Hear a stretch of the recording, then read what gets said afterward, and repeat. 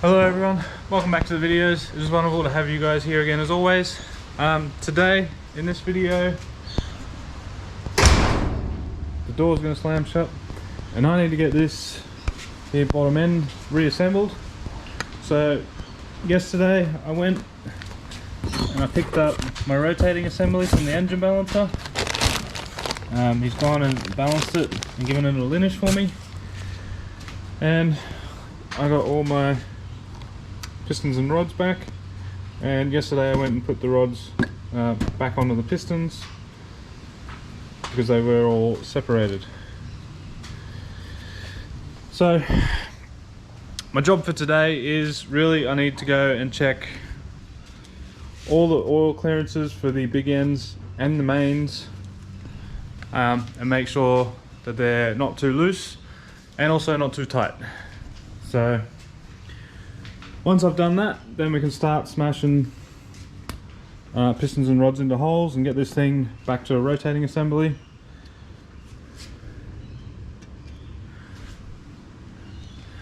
And ready to go back into this shitbox of a car that's up on the hoist.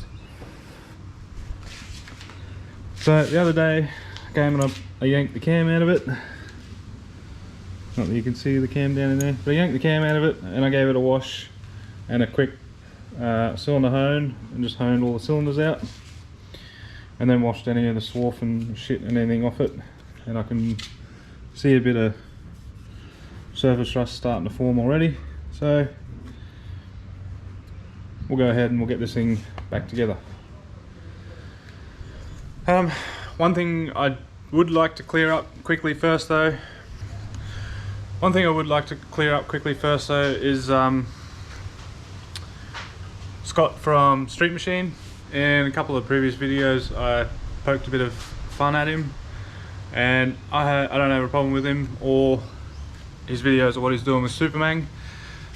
He's shown you guys a different way of going about it, and there's absolutely nothing wrong with that at all. I feel like the bit of fun I poked at him, or I feel like the bit of fun that I tried to poke at him was mistaken for me having a dig and criticizing him, which is not the case. I don't have a problem with him, his videos, or the way he's going about it at all, nor the fact that he's using a supercharger. I used to like watching a lot of his videos before I even thought about making any sort of YouTube video at all. So in this video today I'm going to show you my way of checking and measuring oil clearances. The way that Scott's doing it, by measuring the journal and writing down each measurement, and then the same measuring the bore with the bearing fitted and noting that measurement, and then subtracting one from the other, is a good way of doing it. There's absolutely nothing wrong with that, but that's the way that I'd go about it if I was trying to blueprint the engine for like a factory spec.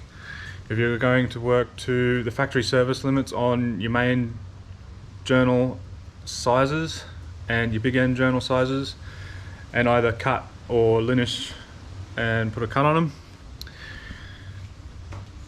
that's the way I would use his way of doing it. So if you're interested in doing like the factory refresh to blueprint the engine to factory specification and then adding boost on top of it, which is not a bad way to go about it, definitely go and check out his videos and watch the way that he's doing it,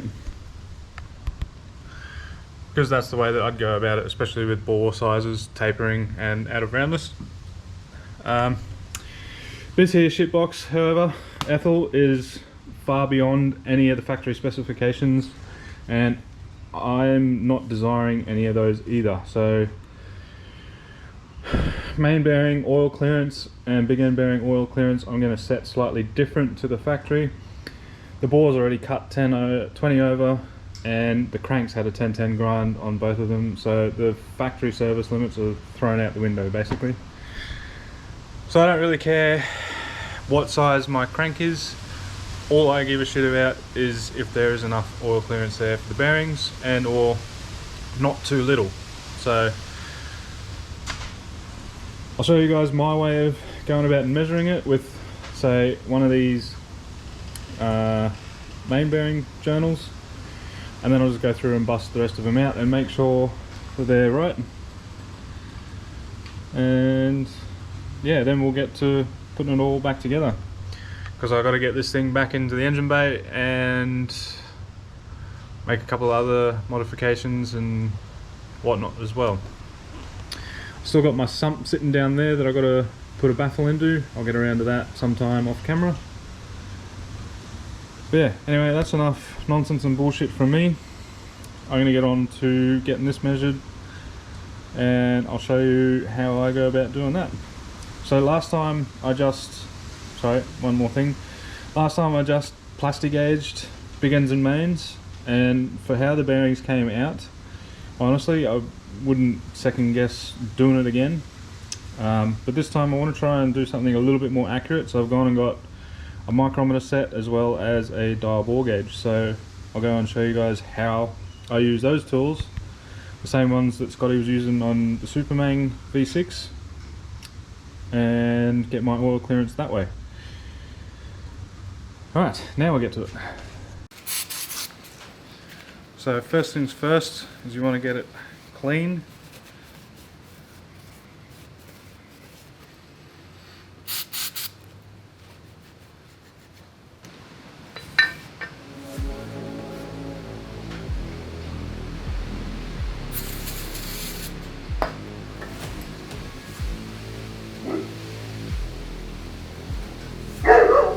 So I got on and got a new set of King racing bearings. It did have ACL bearings in it before and they were fine. I've also had Clevite 77s in it and they are also a good bearing as well. I've just gone with Kings. One, because they're getting pretty popular. Two, they're a good bearing as well. And three, they were just readily available in the 10 oversize that I need. So I've gone and gotten a set of those. And they do come with a coating on them, so I'm going to have to clean them before I can install them into the block.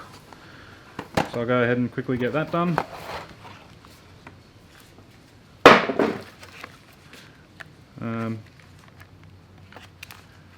As you can see, they look like a pretty nice bearing. Not that you guys can see it on the camera. But you got your tops and your bottoms, and I'll go through all of that. Well, I have gone through that before, so hopefully you guys will know that from a previous video.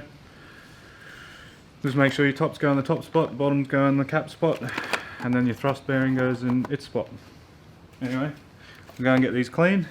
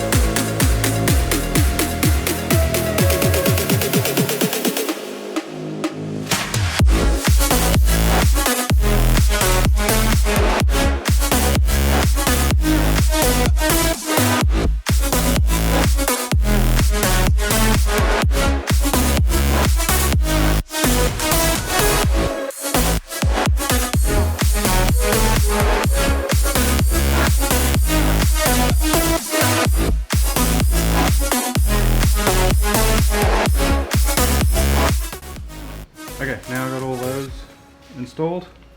I can go ahead, torque them all down.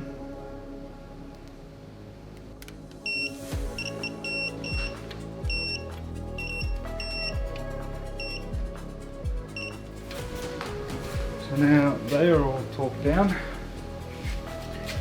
Quickly clean the crank. So I'll try and show this as best as I can.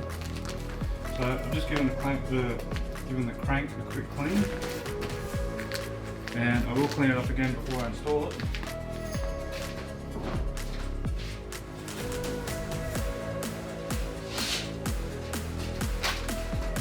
But essentially, you just need to get the oil off it. You just need to put a coating of oil on it. So you need to get that off it so that it doesn't affect the measurement reading. So So I've gone and got this micrometer set.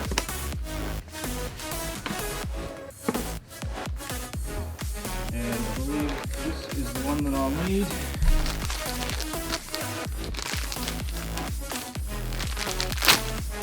So the good thing about the micrometers is they have this locking function.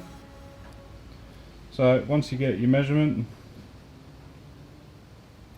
you can lock it in place, and then you can get your bore gauge in there and zero your bore gauge to this, and then you put your bore gauge in the block with your main bearings, and then that will show you your oil clearance essentially.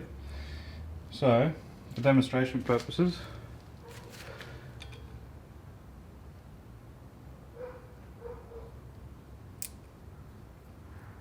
let's get this guy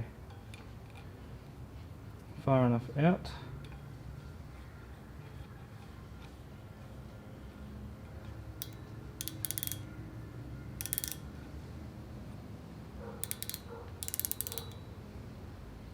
Lock him off. So you could measure it and you'll go 60, 1, 2, 3, yada yada yada. Write your number down. It's been a long time since I've measured used a micrometer, but yeah, anyway. So now it's locked. I know the diameter of this journal.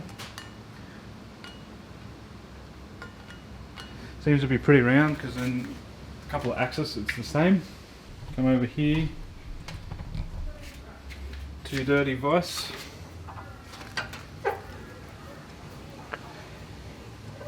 Pinch off your micrometer there.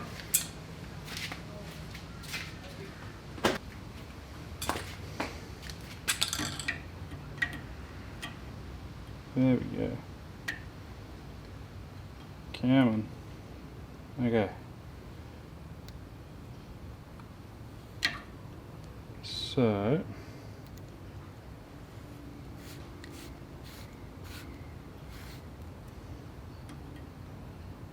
it's gonna be hard for me to show you guys this bit.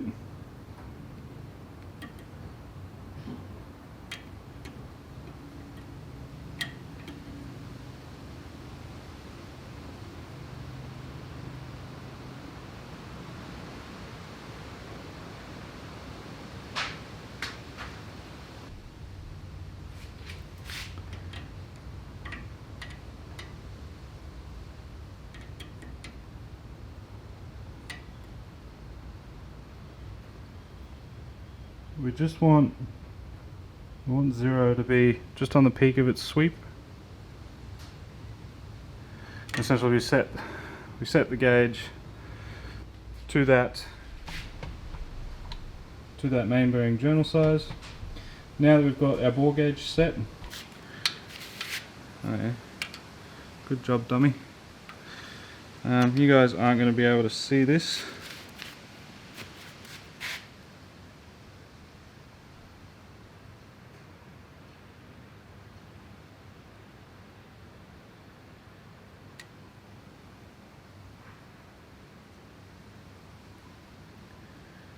Yeah, so that's way too loose.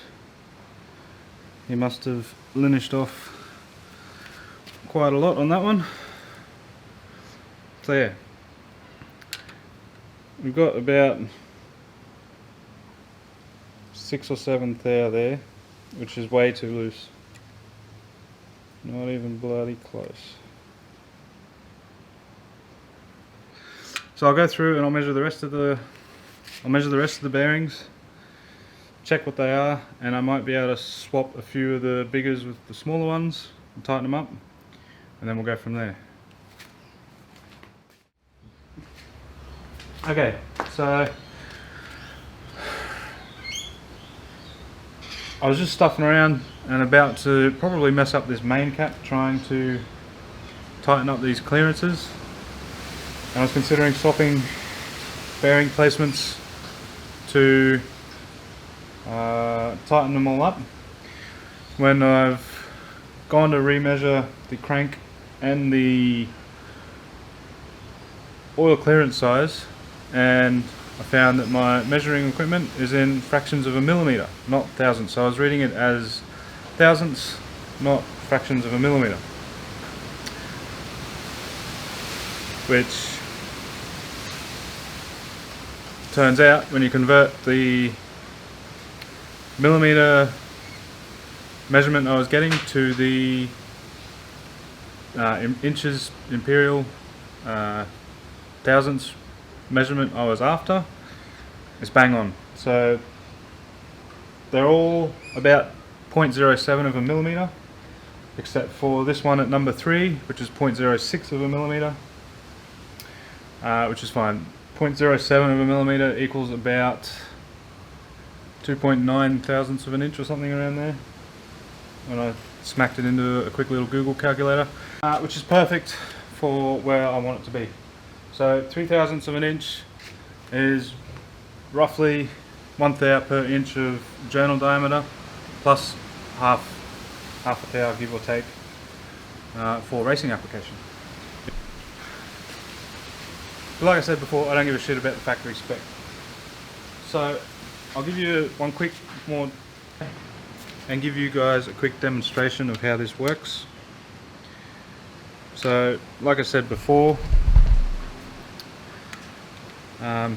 you measure your crank journal with the micrometer, you set your dial bore gauge to that journal size, and then when you come and get your bore gauge in your main bearing, can't see shit,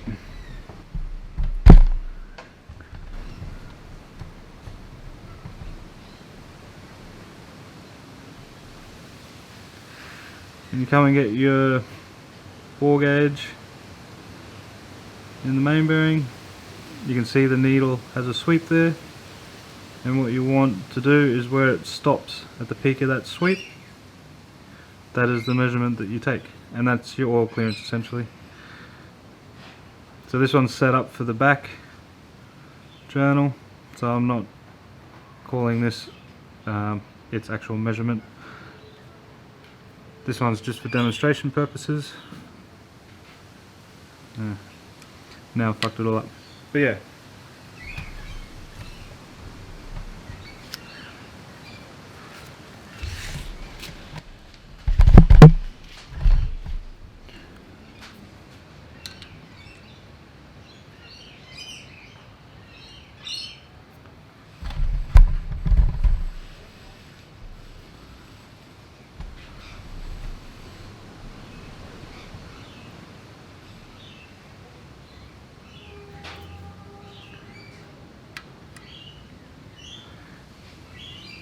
Just like so.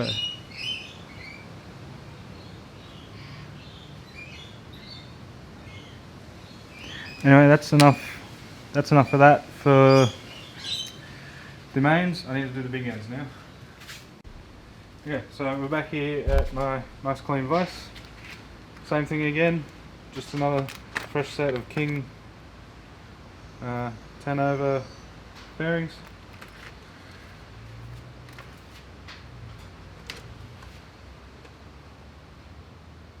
Pretty sure these don't matter, top or bottom, but I'm gonna treat them like there is, just in case.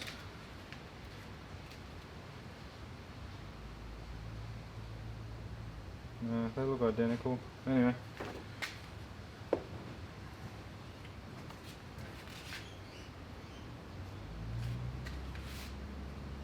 Be installed.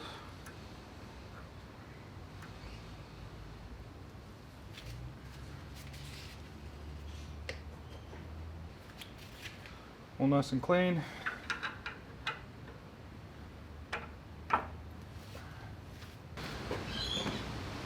The ARP bolt lubricant. So these spool rods come with ARP 2000 rod bolts. I've got a brand new set there that I'll put in.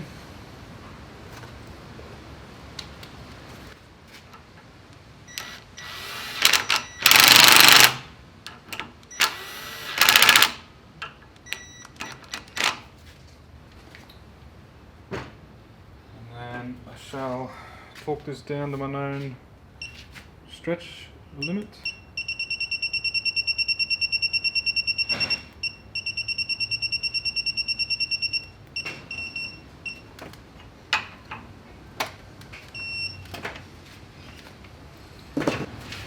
Measure my number 1 journal. Remove this for a second.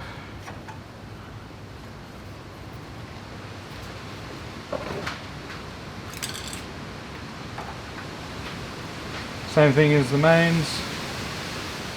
I now set my bore gauge.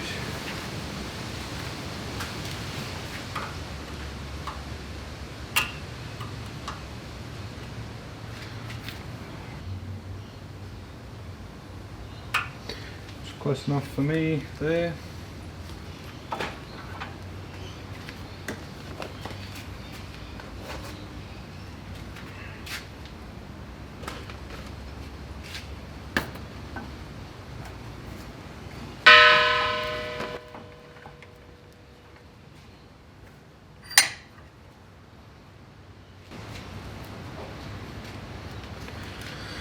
Okay, now I take my measurement. Sorry you guys can't see this.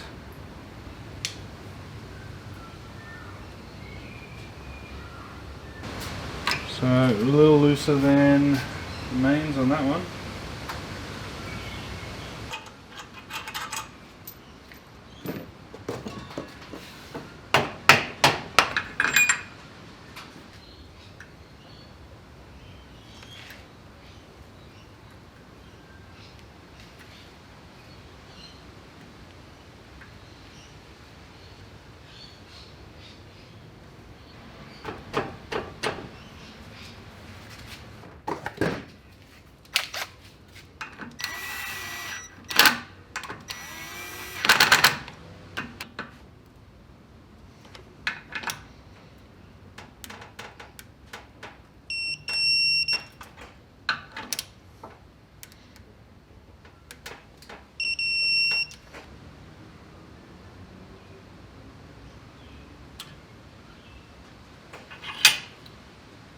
And the survey says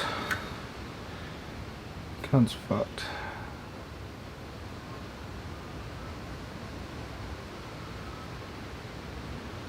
Says that that one is a little looser.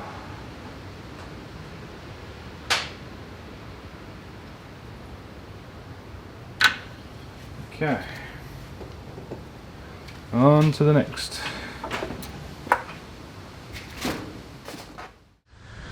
Okay, well, I've just spent the last hour and a half messing around with these. So essentially they're all too big a bearing clearance on the mains, the big ends, sorry. The mains are pretty much perfect, but these big ends are all too big by about half a thou. Unfortunately I can't get any plus thou bearings in with the 10 thou grind already. If I was just using stock size bearings I could, so I'm kind of stuck with the big bearing clearance on them.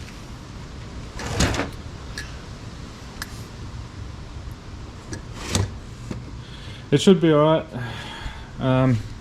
It's not ideal, but at the end of the day, half a thou,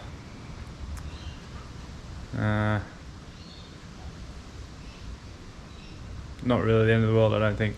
I don't know, there's not a lot I can do without going and getting another crank, new bearings, and then rebalancing the whole lot again.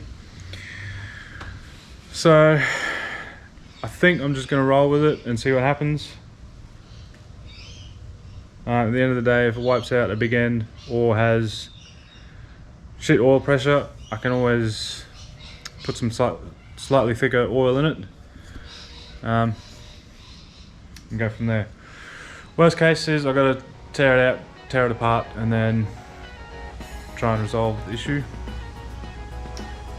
But yeah, I'm pretty much going to end this video off here, guys. So it's taken me all afternoon to do this. I've been measuring these bearing clearances for the last 3 hours.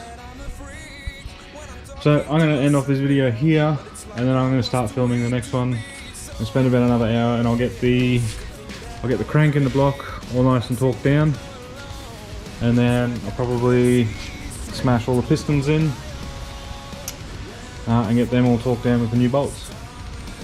So that's going to be it from me in this video, guys. Please leave a comment and like down below, subscribe if you're new, and I will see you guys in the next video. Bye bye.